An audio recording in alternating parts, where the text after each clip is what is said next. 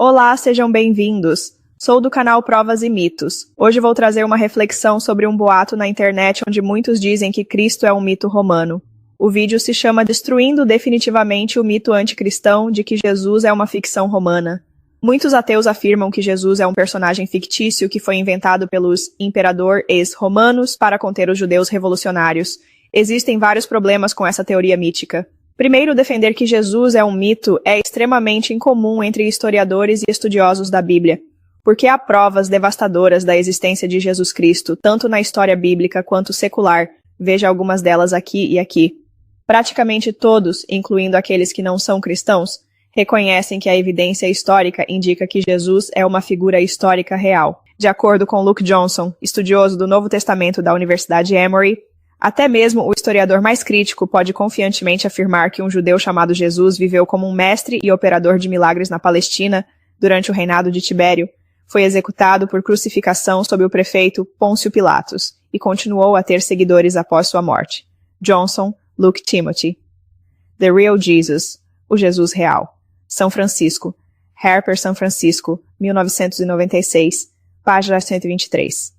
F. F. Bruce, professor catedrático de Crítica e Exegese da Bíblia, afirmou: alguns escritores podem brincar com a ideia fantasiosa de um mito de Cristo, mas não podem fazê-lo com base nos dados históricos. A historicidade de Cristo é tão axiomática para um historiador desprovido de preconceitos como é a historicidade de Júlio César.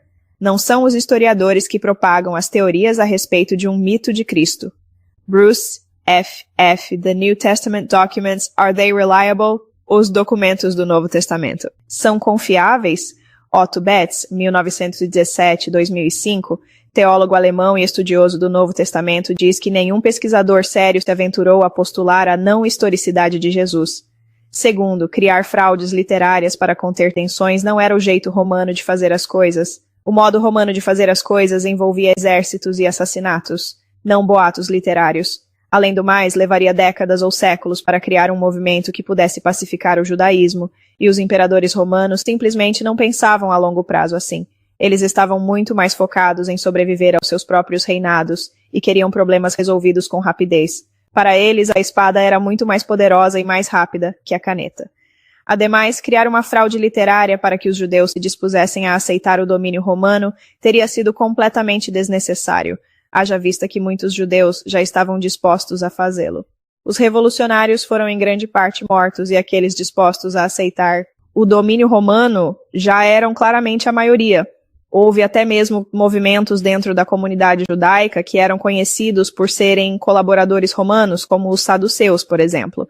Se os romanos quisessem pacificar a comunidade judaica, promover esses movimentos existentes, em vez de criar uma farsa literária para originar um novo, teria sido muito mais lógico. Em terceiro lugar, quem seria pacificado pelo novo movimento cristão? Os revolucionários, como os zelotes e os sicários, seriam os últimos interessados em uma versão pacifista do judaísmo. Qualquer um que pregasse cooperação com os romanos teria sua mensagem ignorada pelos revolucionários. As únicas pessoas que possivelmente responderiam à mensagem cristã seriam as mesmas que não precisavam de convencimento, ou seja, aquelas que já estavam submissas aos romanos. Em quarto lugar, a Judéia não estava em posição de se rebelar, pois estava devastada após o término da Primeira Guerra Judaico-Romana, 66-73 d.C. E seu poder econômico e militar estavam destruídos, bem como sua população desorganizada, dispersa ou morta. Demoraria décadas de reconstrução até que a Judéia pudesse pensar em se rebelar novamente. E quando a próxima rebelião chegou, a Guerra dos Quitos, 115-117, começou fora da Judéia, em terras que não haviam sido esmagadas na Primeira Guerra. Logo, seria desnecessário que os romanos inventassem um falso Cristo na Judéia para evitar rebeliões. Em quinto lugar, sabemos o que o imperador romano Vespasiano realmente fez para lidar com a comunidade judaica. Em vez de criar uma religião falsa, ele a taxou.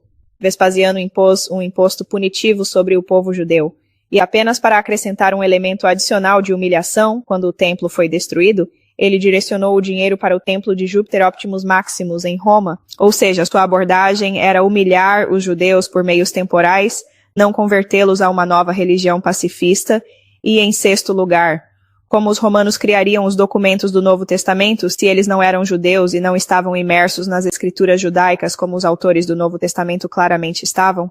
Não teria sido possível aos romanos pagãos escrever o Novo Testamento. Eles precisariam de ajuda judaica.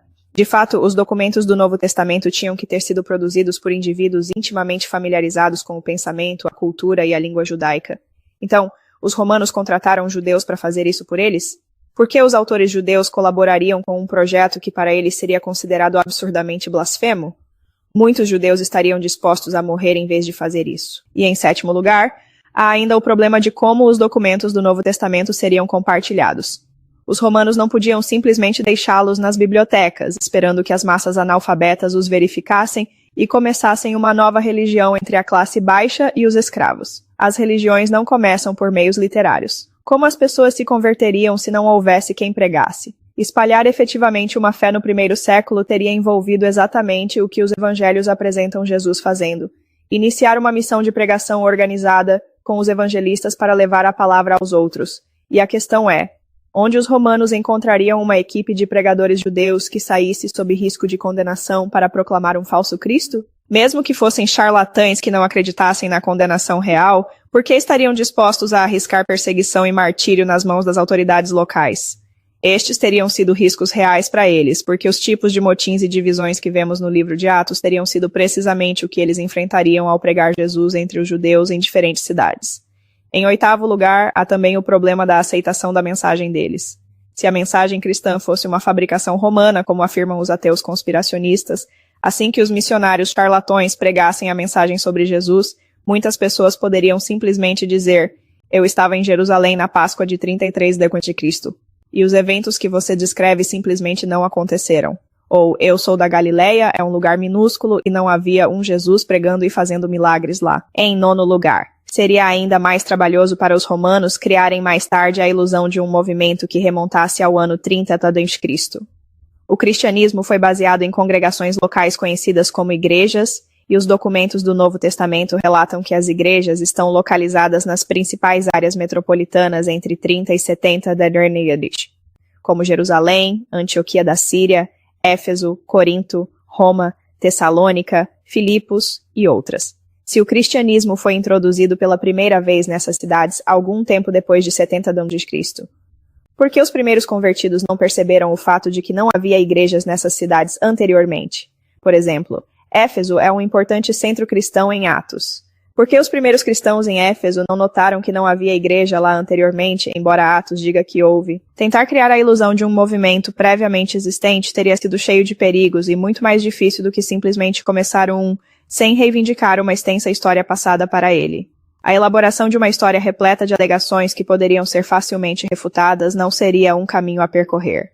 E em 10º lugar, apesar de todas essas chances de fracasso para a ficção romana de Jesus, os romanos estariam colocando todo o império em risco ao fazer isso, porque se pelo menos um dos missionários se rendesse à pressão de uma multidão de linchadores judeus e contasse que o imperador tinha inventado essa nova religião para subverter a religião judaica, isso teria causado uma enorme revolta entre os judeus, que desencadearia uma rebelião em todo o império que seria muito pior do que a guerra judaica de 66 d.C.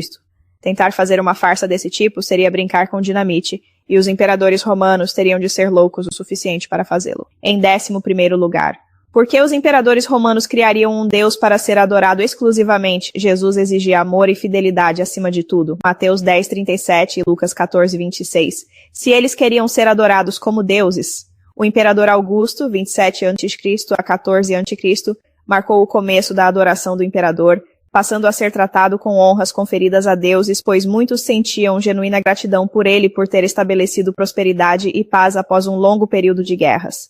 Embora ele não permitisse ser chamado de Deus enquanto estava vivo, foi deificado após a morte. O imperador Domiciano, 81 a 96 d.C., foi o primeiro imperador romano a exigir ser adorado como Deus. O pensamento romano politeísta, os romanos tinham um grande panteão de deuses incluindo Júpiter, Lares, Jano, Vesta, Zeus e Hera, simplesmente não podia conceber a ideia de uma religião que exigisse devoção exclusiva de seus fiéis. 12º lugar. Por que Roma inventaria uma história na qual é descrita como vilã?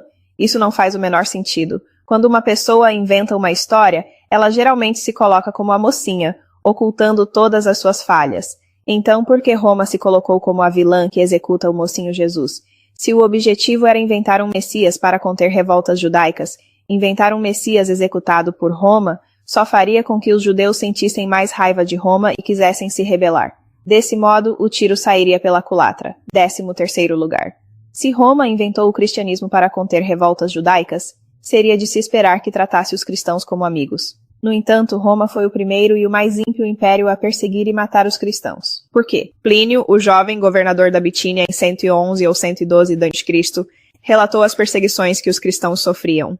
Confrontado com o problema cristão, ele escreveu ao imperador Trajano delineando os métodos que ele usava e pedindo conselhos.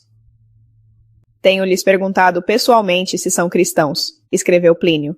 Se admitiam selos, eram punidos. Todavia, outros negaram que eram ou haviam sido cristãos. Postos à prova, estes não somente ofereceram sacrifícios pagãos, mas até mesmo injuriaram o nome de Cristo.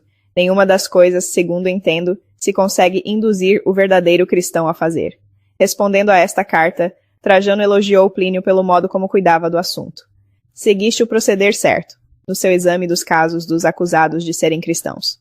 The Letters of Pliny, as cartas de Plínio, X, XCV 3.5, XC7, 1. Conclusão. A alegação cética de que Jesus não passa de um mito inventado por Roma não se sustenta diante dos fatos históricos e das implicações lógicas. Hoje vamos ficar por aqui. Na próxima aula nos veremos novamente. Fiquem com nosso Criador e que Ele abençoe sua vida em nome de Cristo. Deus é real, mais real que você possa imaginar. Um forte abraço e se inscrevam no meu canal. O link está logo abaixo aqui mesmo neste vídeo divulgado pelo amigo Riva.